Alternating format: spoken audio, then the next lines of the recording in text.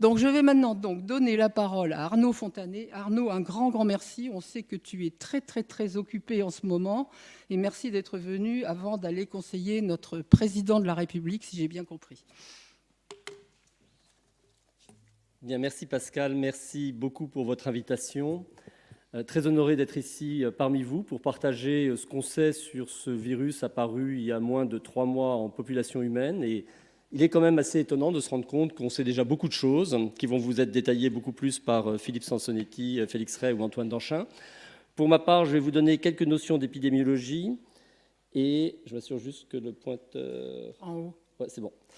En marche. Donc, quelques notions d'épidémiologie. On va effectivement parler de nombres, comme Pascal l'a dit. Alors, cette carte qui est tirée du site de Johns Hopkins, vous la connaissez tous, accessible en ligne, mise à jour tous les jours et vous présentant un état des lieux de l'évolution de l'épidémie dans le monde, avec plus de 110 000 cas au 10 mars 2020, plus de 4 000 décès.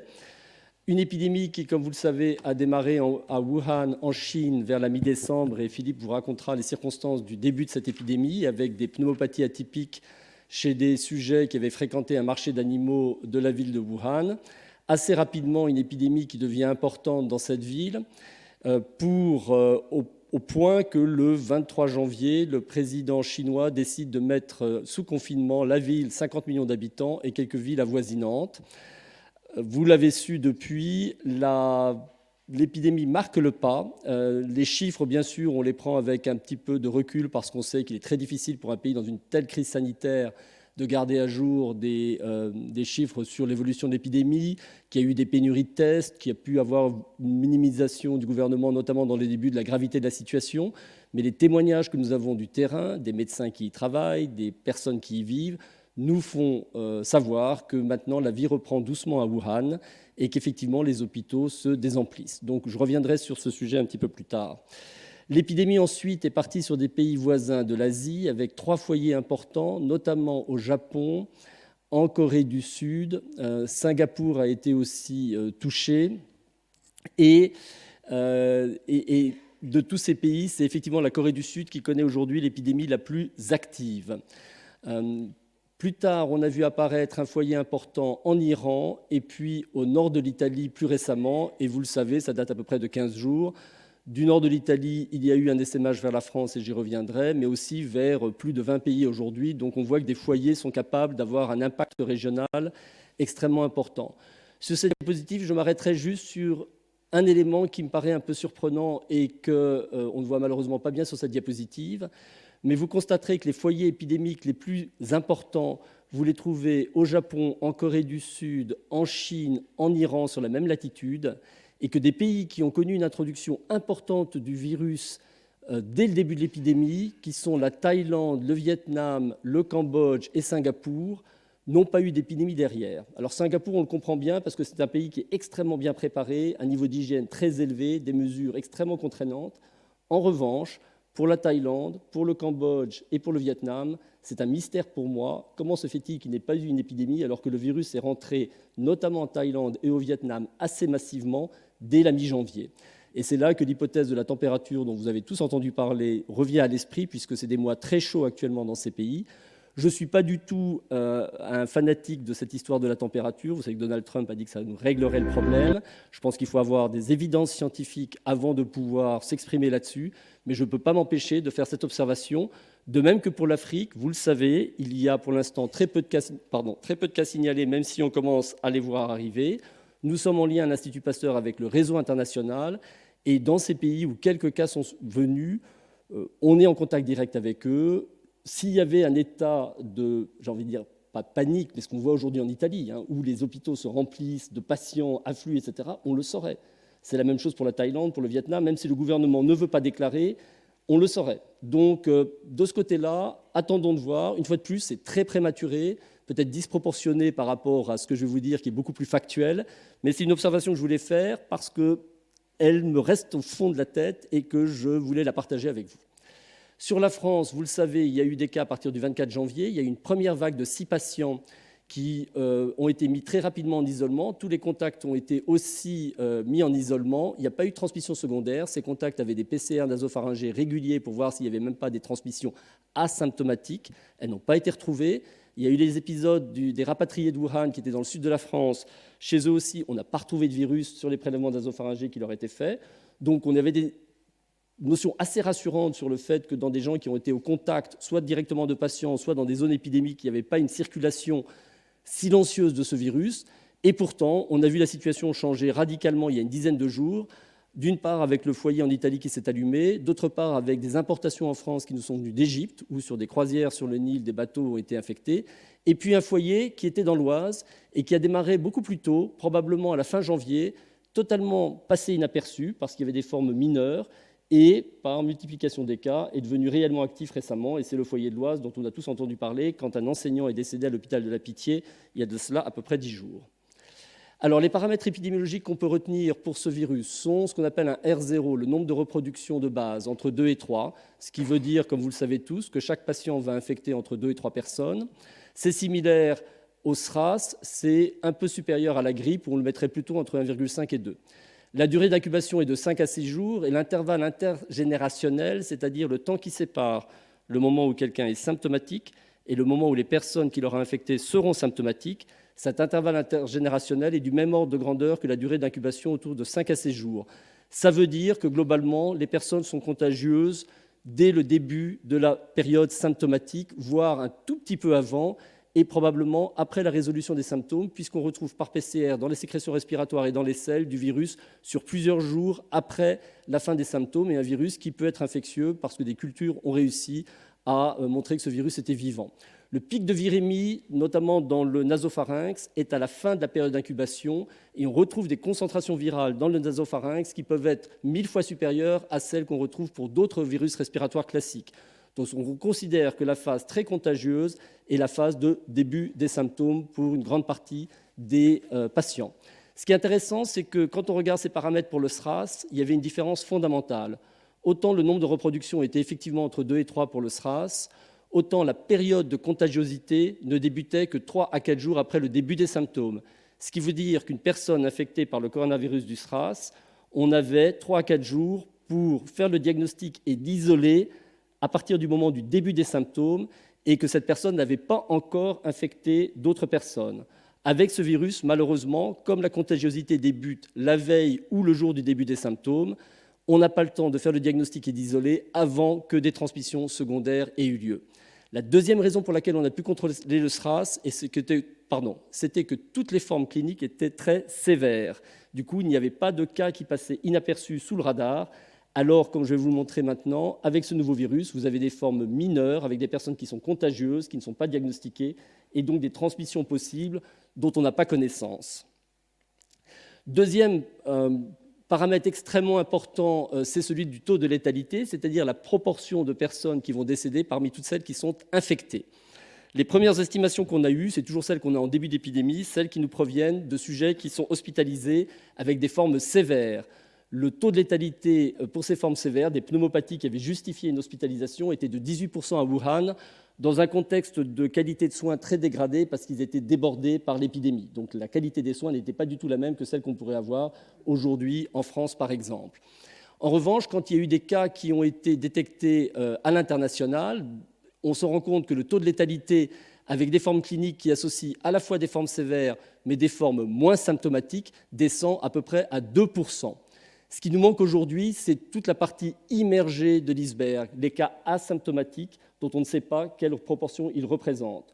Seules des enquêtes sérologiques avec dépistage d'anticorps en population, quand ces tests seront disponibles, nous permettront de savoir quelle est la proportion de formes asymptomatiques ou paucisymptomatiques qui n'ont pas amené à un diagnostic clinique. Et je m'attends à ce que le taux de létalité passe à peu près de 2% à 1% si on pense que ces formes bénignes ou asymptomatiques représentent la moitié des cas.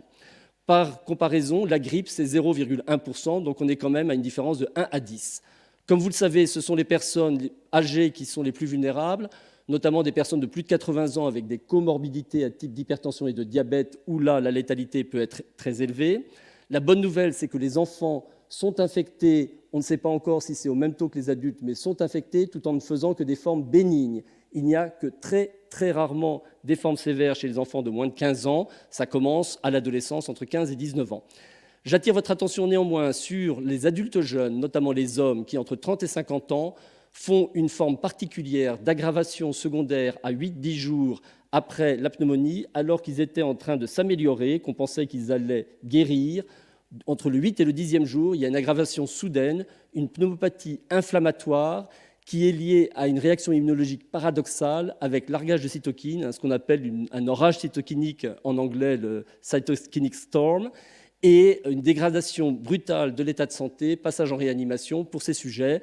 Ça, c'est un des problèmes qu'on va avoir parce que émotionnellement, évidemment, en population, des jeunes hommes de 30 à 50 ans qui vont décéder vont faire la première page des journaux. Et c'est quelque chose qu'on ne voit pas avec la grippe saisonnière, mais qu'on peut voir avec des grippes pandémiques ou qu'on voyait avec le SRAS. Maintenant, et c'est ma dernière diapositive, où est-ce qu'on va ?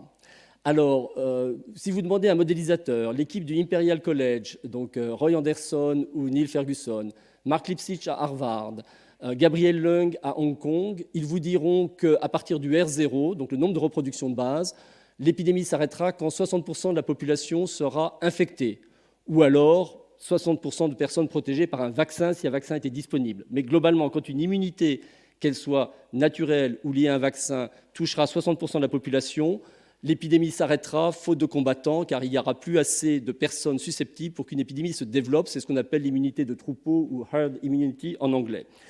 Ce chiffre, vous l'obtenez simplement en faisant R0 moins 1 sur R0, avec un R0 qui serait égal à 2,5. Où est-ce qu'on en est maintenant par rapport à... Pardon, c'est 1 moins... C'est pas, la formule est fausse, hein, c'est 1 moins 1 sur R0, excusez-moi. Corrigez, je suis désolé pour cette erreur là-haut. Ce qui veut dire que si vous avez une épidémie qui va sans être freinée, si on la laisse aller, qu'on ne fait aucune mesure de contrôle, le R0 s'applique, hein, puisque c'est celui qui s'applique en absence de mesure de contrôle, et vous aurez une épidémie qui peut aller assez vite. Dans ce papier de Roy Anderson dans le Lancet, en l'espace de 3 mois, vous aurez effectivement 60% de la population qui va être infectée et l'épidémie s'arrête faute de combattants. Si vous faites comme ce qu'ont fait les Chinois, vous appuyez très fort, vous arrivez à empêcher l'épidémie, mais dès que vous relâchez la pression parce que les mesures que vous avez prises ont un coût social, politique, économique trop fort, eh bien, tant qu'il y aura des personnes qui peuvent être infectées, elles seront infectées et vous retrouvez vos 60% avec l'air sous la courbe, mais plus étalé dans le temps. Bien sûr, si entre-temps vous avez trouvé un traitement ou un vaccin, vous pouvez les utiliser, vous avez gagné du temps et ça a un impact. Mais les mesures telles qu'elles ont été prises à Wuhan ne peuvent pas être maintenues sur la durée. D'ailleurs, ils ont déjà dû retirer un petit peu le couvercle, soulever le couvercle pour permettre un peu à la vapeur de s'échapper.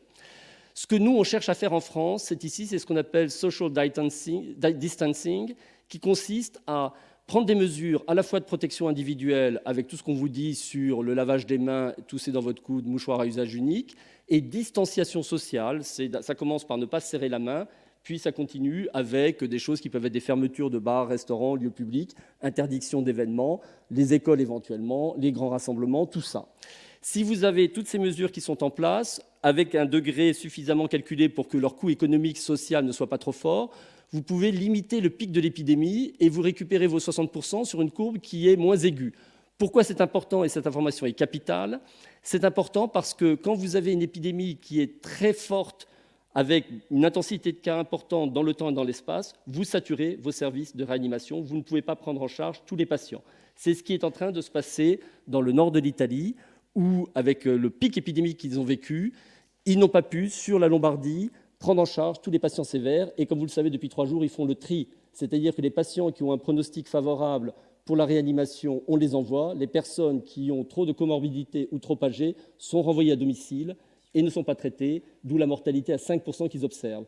Ça peut être évité, et c'est toute la stratégie de ce qui est fait aujourd'hui en France, en ralentissant l'épidémie avec ces mesures que je vous ai citées de barrières individuelles et de distanciation sociale, pour étaler dans le temps et dans l'espace les cas, ce qui permet à la fois à la population d'acquérir une immunité et donc éventuellement de bénéficier un jour de cette immunité de troupeau, éventuellement renforcée par un vaccin quand elle sera disponible, et surtout de ne pas se retrouver en surcharge locale et temporelle de cas aigus qui ne peuvent pas être pris en charge par les services de réanimation parce qu'ils ne sont plus disponibles.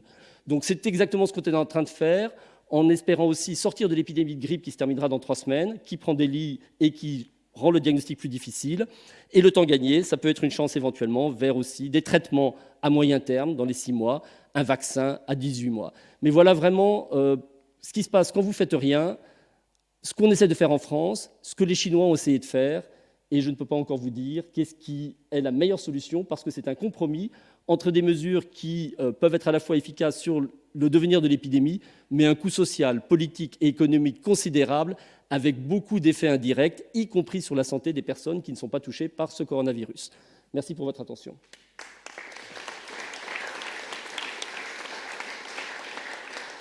Et une fois de plus, désolé pour cette faute, c'est 1 moins 1 sur R0. Okay. Je m'en voudrais pendant très longtemps. Oh.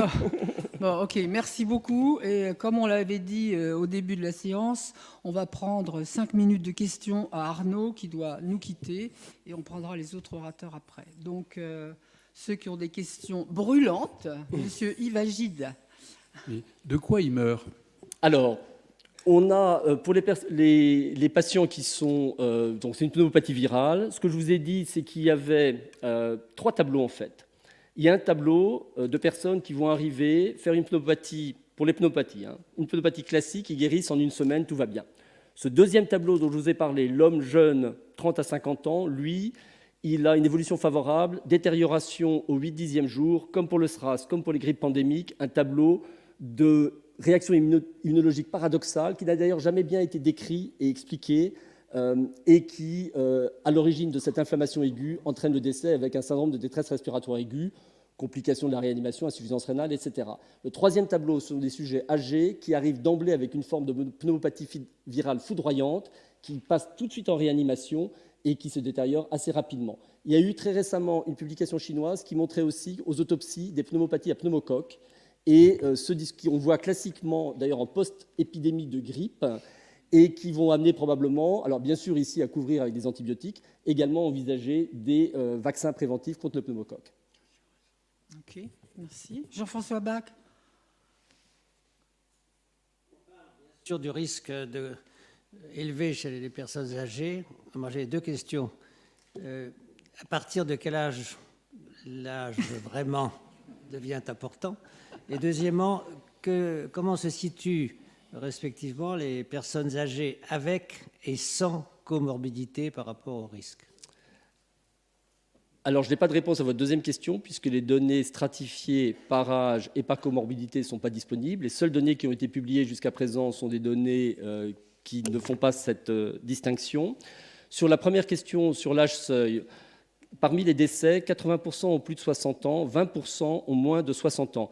20% en dessous de moins de 60 ans, c'est beaucoup. C'est beaucoup plus que ce qu'on voit avec une grippe saisonnière. Ça rejoint le tableau que vous avez décrit de ces pneumopathies chez les jeunes qui...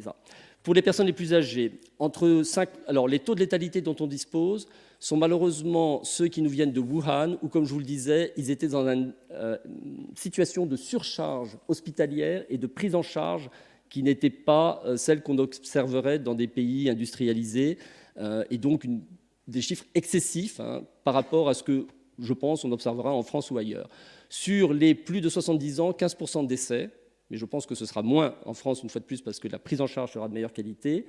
On est à peu près à 8% entre 70 et 60, 5% entre 60 et 50, et en dessous, ça descend très rapidement vers moins de 1%. Donc ça commence à 50%, et ça s'aggrave beaucoup après 70 ans, mais je vous rappelle que c'est dans des conditions de prise en charge de patients qui étaient celles de Wuhan, avec des hôpitaux totalement débordés. Patrick Couvreur. Oui, moi j'ai une question. Bonjour. J'ai une question en ce qui concerne les masques. Parce que quand on regarde ce qui se passe dans d'autres pays, on voit énormément de gens qui portent des masques, etc. Alors d'un point de vue épidémiologique, alors on nous dit ici que bon, le port du masque, c'est peut-être pas quelque chose d'important. Alors ce que je voudrais savoir, c'est est-ce qu'on dit que c'est pas important parce qu'on n'en a pas? Et 2, d'un point de vue épidémiologique, est-ce qu'on a des données qui montreraient que le port du masque, par exemple dans les transports en commun, n'est pas utile ou est moins utile que ce qu'on peut imaginer? D'accord. Alors sur la partie données épidémiologiques, port du masque chez des usagers courants, je n'ai pas de données. Sur les personnels hospitaliers, en revanche, pendant l'épidémie de SRAS, qui était un virus un peu différent, on montrait bien que le port du masque diminuait de 50% le risque d'être infecté. Après, il y avait d'autres voies de pénétration possible du virus, mais ça avait, chez le personnel soignant, un effet d'une diminution d'à peu près 50%. Effectivement, la priorité aujourd'hui, c'est de protéger les personnels soignants. Ces virus, d'abord le SRAS et le MERS, mais également celui-là, ont un tropisme hospitalier particulier, et quand cette épidémie se développe dans les hôpitaux, c'est une désorganisation complète du système parce que vous devez prendre en charge les soignants, les autres patients, réorganiser complètement votre hôpital. Et la priorité est effectivement que le masque FFP2 qui vous protège par rapport à un patient infectieux soit réservé au personnel soignant. Le masque chirurgical, comme vous savez, c'est pour une personne en population générale qui se sentirait malade pour protéger son entourage parce que ça protège contre la projection des gouttelettes. Maintenant, est-ce que ça aurait du sens de porter un masque FFP2 quand on est dans la... Tout dépend du niveau de l'épidémie et de ce que vous faites. Avec le niveau d'épidémie actuel en France, ce ne serait pas nécessaire. Si en revanche, j'avais vécu dans l'épicentre de Wuhan au moment où le virus circulait partout, si j'avais eu à sortir dehors, j'aurais pris un masque pour les moments où j'étais en contact étroit avec d'autres personnes parce qu'effectivement, naturellement, ça devait vous protéger. Mais seulement pour les moments où j'étais en contact étroit avec d'autres personnes. Contact étroit, c'est moins de 2 mètres. On dit aussi que c'est les contacts étroits et prolongés qui sont les plus à risque. Donc, je leur ai réservé pour ce type de situation. Après, la manipulation du masque n'est pas forcément facile. On peut faire beaucoup d'erreurs contaminantes. Et donc, il faut aussi savoir s'en méfier. Merci. Bon, je prends une dernière petite question. Qu'est-ce que vous pensez de la mesure de fermer les frontières ? Alors, la mesure de fermer les frontières, clairement, toutes les modélisations du monde va retarder de quelques jours au maximum semaines l'introduction du virus qui, de toute façon, rentrera parce que les fermetures de frontières ne sont jamais hermétiques. Donc, vous gagnez un peu de temps avec un coût économique, social considérable. Donc, elle n'est pas recommandée par l'OMS et par tous mes collègues modélisateurs que je connais. Bon, Arnaud, je crois qu'on va être obligé de passer aux interventions suivantes. Un grand merci.